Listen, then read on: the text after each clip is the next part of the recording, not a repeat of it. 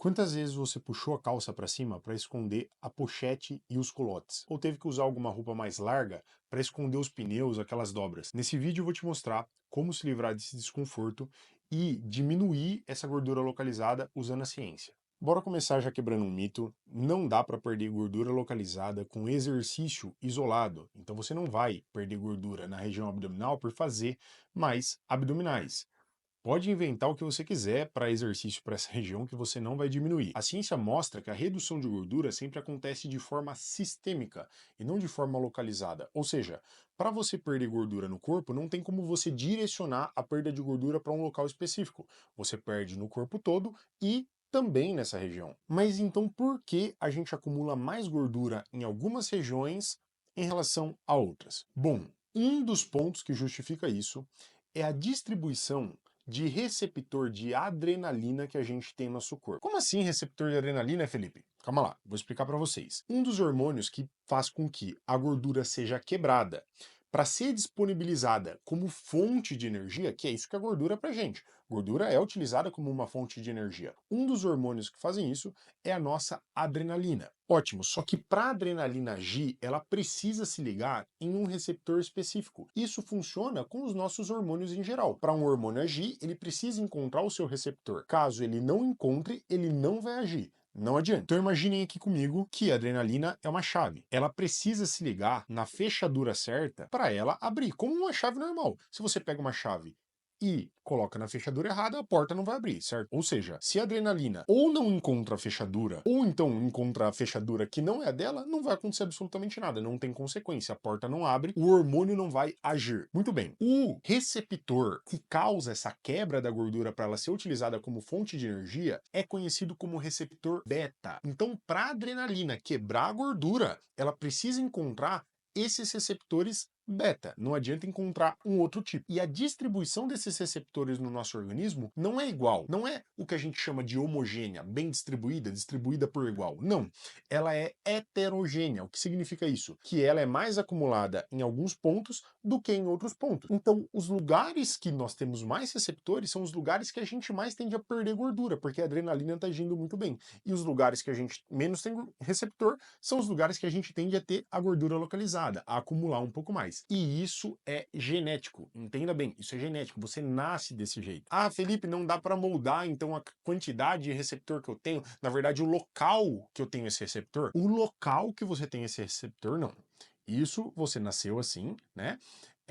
E a gente vai ter que lidar com isso, mas tem maneira de a gente contornar um pouquinho essa situação, de deixar o seu organismo muito melhor para quebrar essa gordura como um todo e nesse lugar localizado também. Então vamos aos 3 passos para te ajudar nisso, a diminuir muito essa gordura localizada. O primeiro passo é a dieta. Vocês já estão cansados de escutar isso, mas eu vou encurtar o caminho. Não é simplesmente fazer dieta, comer menos calorias do que vocês gastam.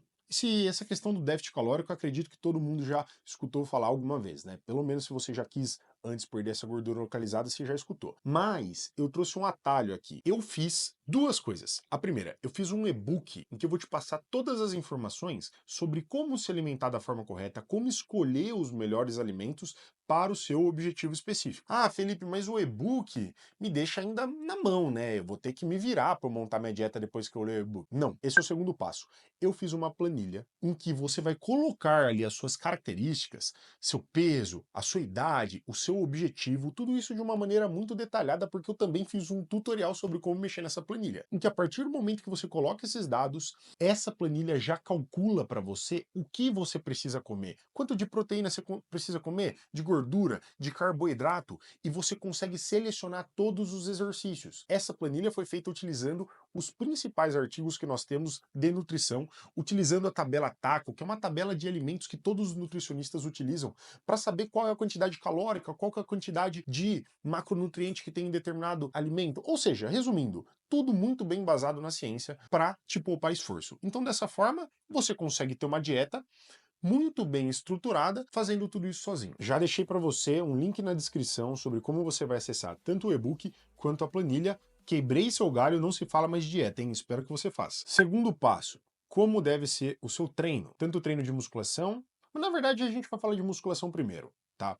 Quem aí já escutou que a musculação é importante para emagrecer? Porque quando você ganha músculo, você aumenta o seu metabolismo e por causa disso você queima mais calorias. Muito bem, é um mito. Para cada quilo que você ganha, nós temos um aumento de 13 calorias no nosso gasto energético total. Vocês têm ideia do quão irrelevante é isso? Então aonde o treino entra? Como que o treino realmente aumenta aí as nossas chances de perder gordura ou até mesmo sustentar essa perda? O primeiro ponto é que é fundamental que no processo de redução de gordura você sustente sua massa muscular.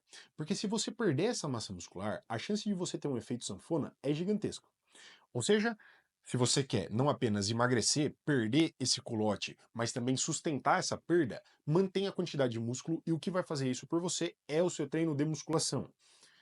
Primeiro ponto. Segundo ponto, se você treina, se você começa a aumentar a sua quantidade de massa muscular, se você começa a aumentar a sua força, inclusive, isso é relacionado a um maior gasto energético, porque você tende a ficar mais ativo.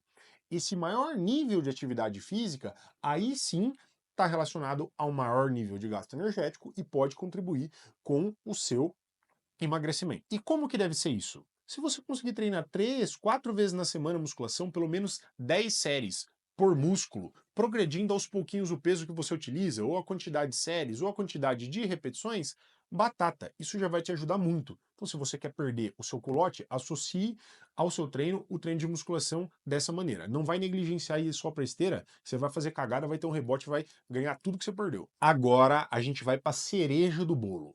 Como que o treino pode realmente potencializar essa sua queima de gordura? A gente vai falar agora sobre treino aeróbio. Esse sim, se feito da forma correta, vai potencializar muito os seus resultados. E eu não estou falando de subir na esteira e ficar contando minuto, nem subir na bicicleta e ficar contando minuto. Se você sobe e fica 30 minutinhos conversando com o parceiro do lado, simplesmente porque acha que isso daí vai dar resultado, não vai dar. Tá perdendo seu tempo. Vamos para academia que eu vou te mostrar detalhadamente como fazer isso. Fala, galera! Tô aqui na academia para mostrar para vocês o seguinte, como a gente vai fazer esse cardio para realmente potencializar essa redução de gordura, inclusive essa gordura localizada. Mas antes de eu explicar para vocês isso e demonstrar na prática, vocês precisam entender uma coisa. Tem algumas adaptações no nosso organismo que, quando acontecem, potencializam muito essa redução de gordura. Uma delas é quando a gente consegue aumentar a quantidade de mitocôndrias que a gente tem. O que é isso? O que é esse negócio de mitocôndria? Mitocôndria é como se fosse um motorzinho do nosso organismo que produz energia. E para produzir energia, ela utiliza como fonte dessa energia, como substrato energético, a nossa gordura. A gordura é um dos substratos energéticos utilizados ali pela nossa mitocôndria. Ou seja, se a gente tem mais mitocôndria, se a gente tem mais motores, é mais fácil de a gente queimar essa gordura. E o cardio vai promover justamente isso. O cardio vai fazer com que a gente aumente a quantidade de mitocôndrias que a gente tem.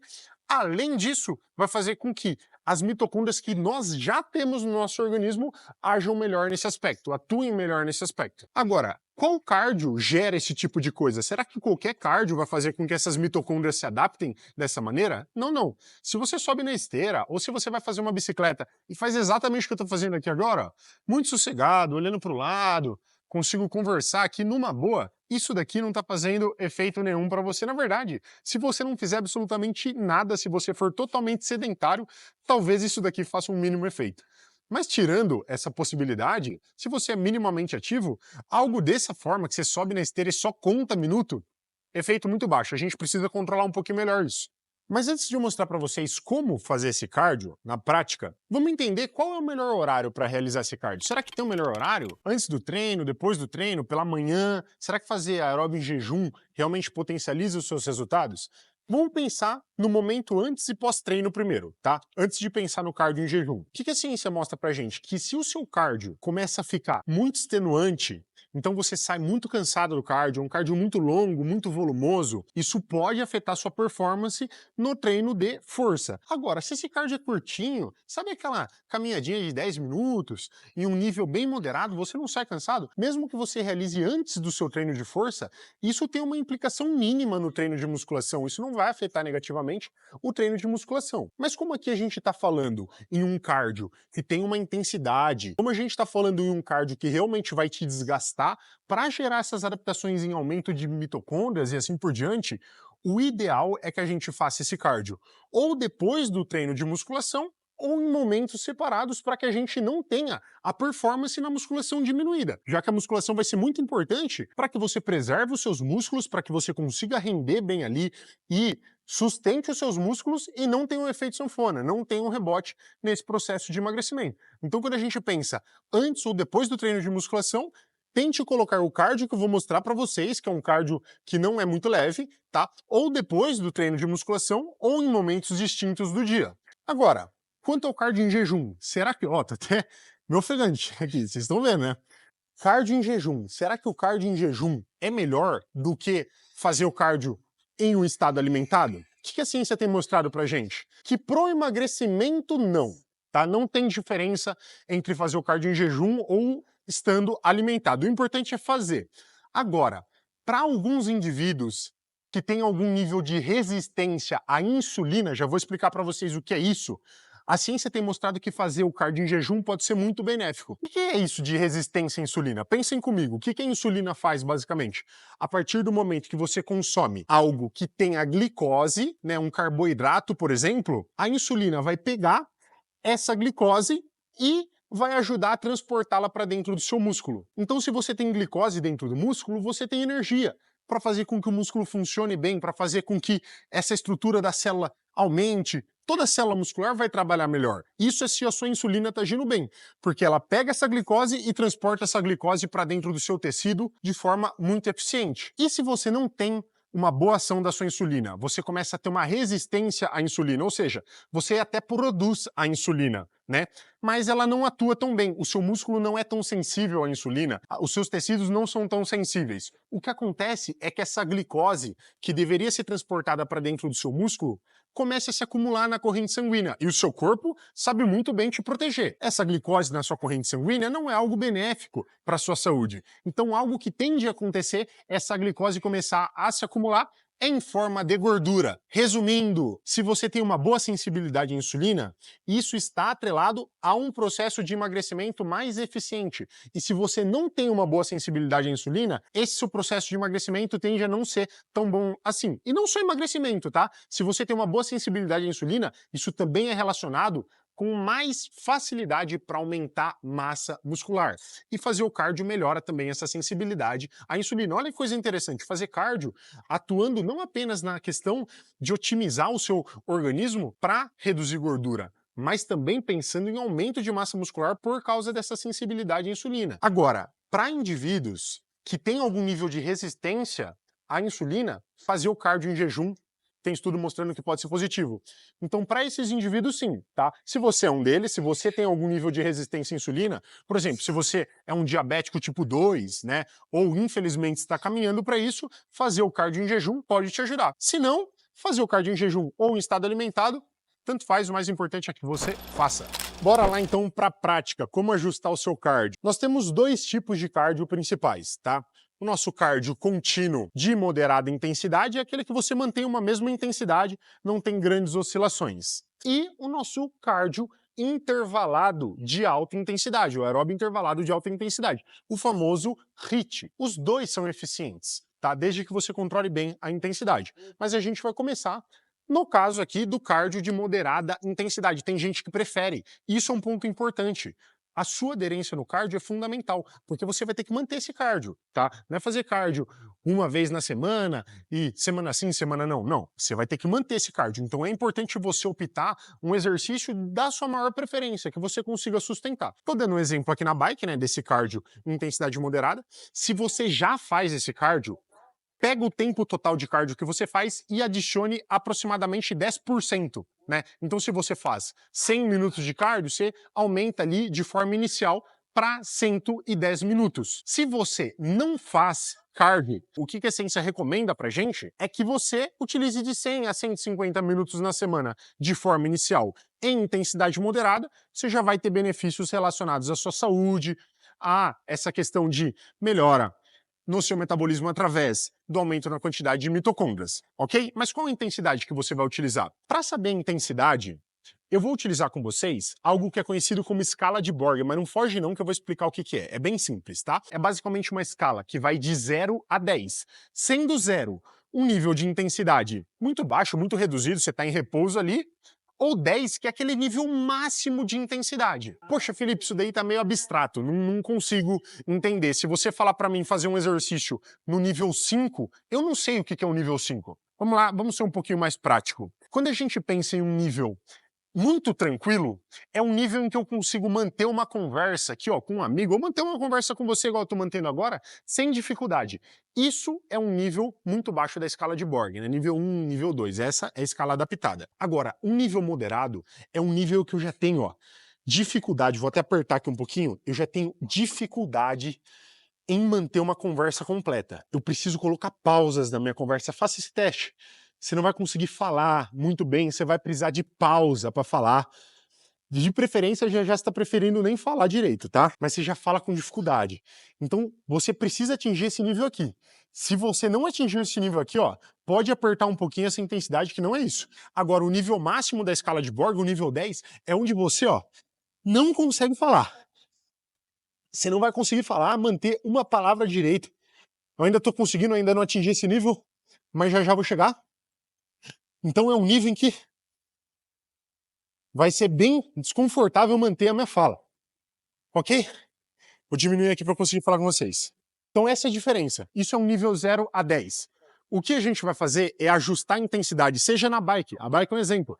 Pode ser na esteira, pode ser no elíptico, tá? A gente vai ajustar essa intensidade para vocês terem dificuldade de falar, tá? Nível intermediário da escala de Borg. Eu quero que vocês até consigam falar, mas com dificuldade, beleza? Como que você vai saber? Então, qual que é esse nível na bike? Qual que é esse nível na esteira? Qual que é esse nível em outro lugar? Vou dar um exemplo direto na esteira para vocês, tá? Teste muito simples para você descobrir. Então, ó, tô aqui na esteira, é um teste muito simples que eu vou fazer. Eu vou colocar uma velocidade que eu já estou bem acostumado, que eu sei que para mim é de boa. Coloquei aqui os 5 km por hora. E agora eu vou ver, depois de 2 minutinhos fazendo, faça durante 2 minutinhos. Isso, como eu falei, é na esteira que eu estou testando aqui, mas pode ser nos outros exercícios. Faça durante 2 minutinhos nesse nível de velocidade que vocês já estão acostumados e percebam como vai ficar a fala, como vai ficar a voz, qual que é a intensidade percebida aqui. Poxa, eu tô falando numa boa, tô conversando com vocês. Então isso daqui não é uma intensidade moderada para mim. Não é o nível 5, 6 ali da escala de Borg, não é isso. Passou 2 minutos. Então 2 minutos acabou. Então eu vou para os próximos 2 minutos aumentando um pouco dessa velocidade. Eu tô no 5, eu vou aumentar para 6. Aumentei para 6, no 6 eu vou ficar mais 2 minutos aqui, beleza? Vou ficar mais 2 minutinhos no 6. Como eu sei que para mim 6 é muito sossegado ainda, já tô cantando a bola, tá? Nem vou esperar dar 2 minutos. Eu sei que isso daqui para mim ainda não é uma intensidade moderada, porque eu tô conseguindo manter uma conversa contínua com vocês. Lembrando que a intensidade moderada é uma conversa curta. Você fala umas frasezinhas, já quer parar para respirar. Tô de boa, tô conversando com vocês numa boa. Então eu já vou antecipar esses 2 minutos e vou aumentar para 7 aqui, ó. Ó, aumentei para 7, agora vai dar merda, hein? Ó, agora eu já tenho dificuldade em conversar direito com vocês. Agora eu já preciso falar pausado, vocês percebem? Eu não falo tão contínuo, é isso, ó. Eu já tô em um nível moderado de intensidade. Essa, nível 7 km por hora na esteira, é o nível moderado de intensidade. Achei a minha velocidade para sustentar o meu cardio. Suponhamos que eu vou fazer 120 minutos de cardio na semana. Vamos supor que eu já fazia 100, 110 minutos e eu aumentei agora 10% de forma inicial, tá? Vão ter outros aumentos. É só de partida. Aumentei ali 10% para eu começar a aumentar esse volume total de cardio na semana. Aumentei para 120 minutos aproximadamente. Como que eu vou distribuir? Ó, tô com dificuldade de falar. Esse é o ponto, então vou diminuir aqui para eu conseguir gravar para vocês, tá? Mas como que eu vou manter, como que eu vou distribuir esse cardio na minha semana? Se eu tô fazendo 120 minutos na semana, você pode distribuir isso. Escreve bem isso aqui que eu vou falar. Como você quiser na semana. Tem estudo mostrando que se você dividir esses 120 minutos em 3 sessões de 40, ou em 4 sessões de 30 minutos, ou em 2 sessões de 60 minutos, desde que você cumpra esse cardio na mesma intensidade aqui, ó. Na mesma intensidade que eu tô fazendo. Tem que manter a mesma intensidade. Os resultados são muito semelhantes. Os resultados são similares. Ou seja, qual que é a vantagem disso daí? Imagina a sua rotina corrida que você não conseguiu fazer um cardio na segunda, ou na terça você só conseguiu fazer 5 minutos. Não tem problema. Você pega o restante do cardio e você distribui nos outros dias. Isso te dá uma liberdade gigantesca, te dá autonomia. Você não fica preso em ter que fazer 20 minutos de cardio todo dia. E num dia que você estiver apertado, que você não conseguir fazer, você meio que perdeu aquele tempo. Não, nada disso. Isso te dá autonomia para você distribuir de acordo com a sua rotina, de acordo com a sua disponibilidade, que é o que eu faço. Mas nesse nível de intensidade moderada. Então para de contar minuto, faça esse teste, faça o teste lá, dá para fazer na esteira, dá para fazer na bike, dá para fazer em outros equipamentos, para você saber qual é o ajustezinho que você vai ter que colocar aqui, qual que é a velocidade que você vai ter que colocar aqui, ou na bicicleta, que para você representa um nível moderado, que para você representa um nível intermediário da nossa escala de Borg. Faça esse teste. Então, eu comecei lá com 100 minutos, né, já estava fazendo 100 minutos, aumentei 10% disso para 110 minutos. Eu tinha falado que eu estava fazendo 120, né? Mas só num exemplo. Então aumentei lá para 110 minutos. Muito bem. Quando você vai aumentar isso de novo? Eu recomendo um aumento de 10% aproximadamente desse tempo total de cardio a cada 4 a 6 semanas. É normalmente o que eu aumento. Então você vai aumentando 10% conforme os meses forem passando, né? Você vai aumentando. E lembrando um ponto muito importante, também tem que ajustar a intensidade aqui. Porque veja bem, você vai passar um mês, eu tava na velocidade 7, vocês lembram, né? Velocidade 7 para mim é um nível intermediário. Vou subir aqui de novo para vocês verem. Velocidade 7 eu já tenho dificuldade de conversar. Isso daqui para mim agora é difícil. Isso para mim agora é um nível moderado. Mas daqui a 4, 6 semanas, isso daqui não vai ser mais. Eu já vou estar mais adaptado, eu já vou estar mais treinado, com melhor condicionamento. Então eu vou ter que refazer esse teste aqui. Eu recomendo que vocês refaçam o teste que eu expliquei a cada 4, 6 semaninhas para vocês ajustarem a intensidade. Então vamos supor que daqui a 4, 6 semanas, 7 para mim já está de boa. E aí eu fui fazer o teste e eu percebi que eu consigo manter uma intensidade moderada em 7.2, 7.3. Ó, sensacional. Então, ajustei aqui a intensidade. Vou voltar aqui para conseguir conversar com vocês, hein? Muito bem. Então, ajustei a intensidade. A intensidade também precisa ser ajustada. Não esqueçam isso. Não é só aumentar o tempo total. A intensidade, ajustem. E aí, vocês vão ajustar refazendo esse teste que eu expliquei a cada 4 ou 6 semaninhas para deixar tudo bonitinho. Normalmente, quando vocês encontram a intensidade moderada de partida, o aumento nessa intensidade moderada é em cerca de 5%, às vezes 10%, a cada 4, 6 semaninhas, pode oscilar um pouquinho, tá? Mas só para vocês terem uma noção aí do percentual. Mas é importante refazer o teste para vocês sempre manterem a intensidade de forma atualizada. Batata, conseguiu fazer isso daqui? Mitocôndria, essa adaptação mitocondrial vai ficar legal, vai começar a melhorar a sua sensibilidade à insulina, em conjunto com a dieta vai melhorar o ambiente. Agora, vai progredir isso daqui ao infinito e além? Vocês vão ficar aumentando esses 10% ou ficar reajustando a intensidade sempre? Vamos lá. A cada 4 meses, eu recomendo que você faça uma pequena reduçãozinha nesse volume total do treino aeróbio. Isso vai permitir que você se recupere a musculatura, a articulação. Então, a cada 4 a 6 meses, às vezes dá para estender um pouco isso, eu recomendo 4 semaninhas em que você vai reduzir 15 a 20% do seu tempo total de cardio. Você pode manter a intensidade. Ou seja, suponhamos que você está fazendo 200 minutos na semana disso daqui em uma intensidade moderada, a 7,2 km por hora. Durante 4 semaninhas, você reduz 20% disso, então baixa para 160 minutinhos por semana na esteira. A velocidade, que é 7,2, você pode manter. E aí, depois dessas 4 semaninhas, você começa a subir novamente esse tempo total na semana, beleza? Além do cardio moderado, a gente também tem o HIIT. Qual que é a diferença? A diferença é que o HIIT vai ter oscilação de intensidade, então não é uma mesma intensidade. Eu vou manter um tempo em uma intensidade baixa ou moderada e um tempo numa intensidade bem mais alta. Normalmente tem essa oscilação aqui. E nós temos diferentes tipos de HIIT. O HIIT curto, que a gente faz 20 minutos na maior intensidade possível, 20 minutos de descanso, por exemplo. 20 minutos não, né? 20 segundos na maior intensidade possível e 20 segundos de descanso. Ou um HIIT que a gente faz de uma maneira em que você passa mais tempo em uma mesma intensidade. Eu vou mostrar aqui para vocês algumas variações que são muito positivas. Vamos para a prática? Da primeira à quarta semaninha, 16 minutos aqui na esteira. Começando com 16 minutos aqui na esteira. É um protocolo validado isso daqui que eu estou passando para vocês.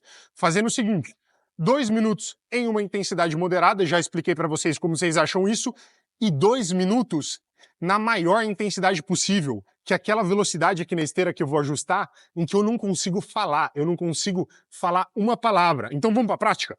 Tô fazendo 2 minutinhos aqui, ó. Suponhamos que eu terminei esses 2 minutos.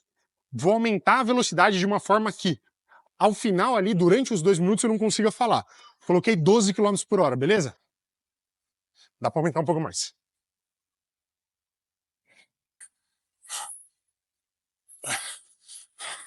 Suponhamos que eu já passei 2 minutos ali, beleza? Nessa velocidade. Muito bem, agora eu volto para a intensidade moderada.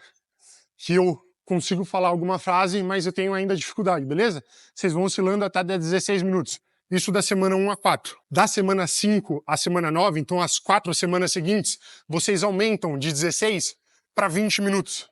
Ou seja, aumentou o tempo ainda nessa oscilação de 2 minutos, né? Intensidade moderada, 2 minutos na maior intensidade. Depois de 4 semanas, aumenta novamente para 24 minutos. E vai seguindo esse ciclo até dali 4, 5 meses, até 6 meses, né? E depois disso vocês fazem uma pequena redução, igual eu expliquei no treino de moderada intensidade, em que você desce de 15 a 20% do tempo total que você está fazendo o HIIT, pode manter a intensidade, mas você reduz um pouquinho esse tempo total e depois você sobe gradualmente. Isso é um modelo de HIIT que eu estou fazendo aqui, tem inúmeros modelos de HIIT. Vocês vão fazer na bike, que vocês vão fazer no elíptico, que vocês vão oscilar o tempo. Por exemplo, vai fazer 30 segundos na maior intensidade possível, faz 30 segundos de um jeito que você acaba quase vomitando, e passa 3, 4 minutos em uma intensidade moderada recuperando. Faz 30 segundos e passa 3, 4 minutos em uma intensidade moderada. Qual que é a vantagem do HIIT em relação ao exercício de moderada intensidade? O HIIT normalmente é um pouco mais curto. Isso para quem não tem muito tempo, poxa, isso ajuda bastante, né? Você não precisa passar tanto tempo fazendo aeróbio. E 2, tem alguns estudos mostrando que o HIIT permite que a gente libere uma proteínazinha que controla o nosso apetite. Ou seja, controlar o apetite para quem quer reduzir gordura é muito importante. Essa proteína é conhecida como GLP-1. Em termos bem simples, ela vai agir lá no seu cérebro e vai fazer com que o seu apetite seja mais controlado. O HIIT estimula isso daqui, além de aumentar a quantidade de mitocôndrias e assim por diante. Então agora vocês têm 2 tipos de aeróbio para fazer com intensidade controlada, monitorando essa intensidade e aumentando conforme o tempo vai passando, aumentando o tempo total e gerando todos esses benefícios que eu falei, que subir na esteira e contar só o tempo que vocês estão aqui, jamais ia gerar. Se você quiser que eu planeje isso daqui para você, sem você precisar fazer teste para saber qual que é a sua intensidade, qual que é a sua velocidade, faz o seguinte, tem um link aqui embaixo com uma ficha de interesse para a minha consultoria. É só preencher que, se você estiver apto, a minha equipe vai entrar em contato por WhatsApp para te passar todas as coordenadas. Aí você não se preocupa com nada disso, pode deixar que eu me preocupo. Espero na consultoria. Então curte o vídeo, compartilha com os amigos, comenta aqui se você gostou, se você teve alguma dúvida, que isso vai ajudar muito para que eu traga melhores conteúdos aí, beleza? Então até o próximo vídeo.